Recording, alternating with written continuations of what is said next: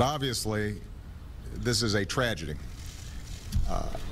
I can only imagine what these parents are going through.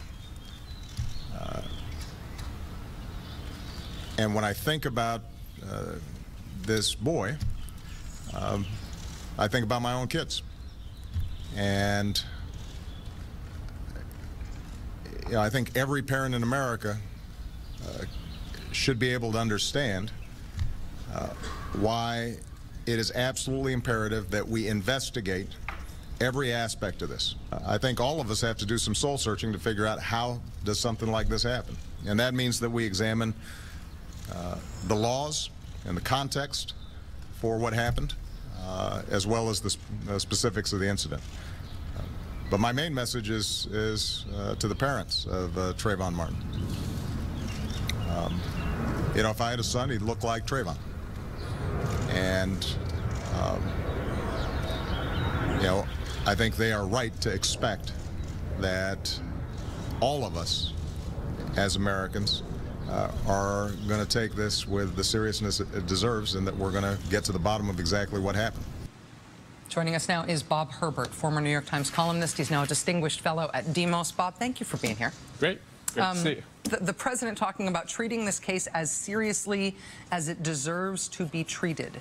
Is he talking about an assurance that the victim being a young black man in this instance will not excuse the need for a prosecution in this killing? Is that what he's getting? I think what he's saying is that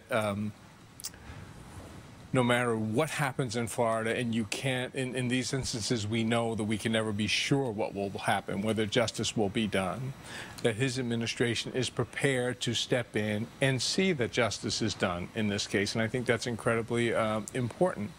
And when the president talked about, when he said that if he'd had a son, he would look like Trayvon, that comes in the context of a statement in which he said he thought that every parent in America could understand the depth of this tremendous tragedy. So the people on the other side who are trying to make political hay out of this need to stop.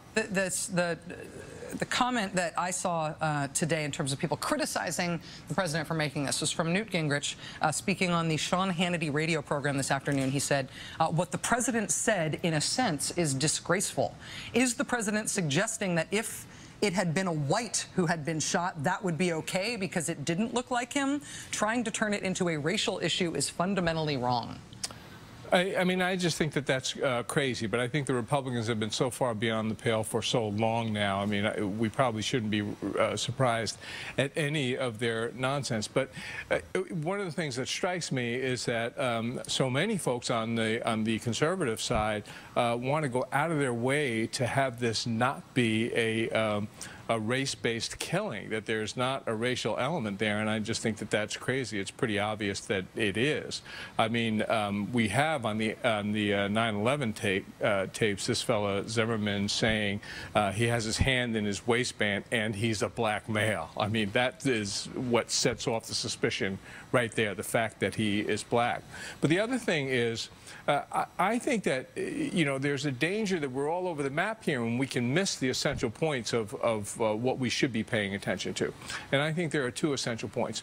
One is what you were talking about at the top of the program, this insane gun violence that we have in this country. The country is saturated with violence and is saturated with guns, which is handguns in particular. And that's just crazy. So that's one point. You know, we had, since September 11th, where we lost 3,000 people in this terrible terror tragedy. But since then, there have been over 100,000 victims of homicide in this country, over 100,000, and the majority of them were killed by guns. So that's one point, this insane gun violence. The other thing, and we have not paid nearly enough attention to, is the racial violence that continues in this country. There is a tremendous amount of it. If you looked at the New York Times today and you read the Trayvon Martin story, right beside it on the jump page, there's a story about these teenagers entering a plea in Mississippi where they had had run over. They had been coming to Jackson, Mississippi, looking for black people to attack. That's sort of what they did.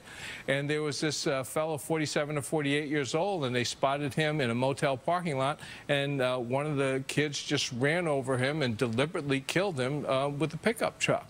So these are huge problems that we really need to focus on and try not to get sidetracked by all the nonsense. The question for me too is whether or not how we will engage on the racial issue of this, and whether or not this can lead to a productive discussion about guns. So far, it shows no signs of it, but I think that this is continuing. I think this story will continue to grip the country for a long time. I think that it can, and I think the protests are a very hopeful sign. So I mean, I would hope that there would be some follow-through on this. We'll see.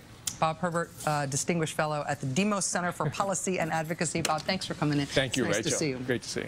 Virginia Governor Bob McDonnell cannot understand why he's increasingly known as the transvaginal ultrasound guy. He cannot believe it. Why does everybody call him that? A journey into the mind of Governor Ultrasound is coming up.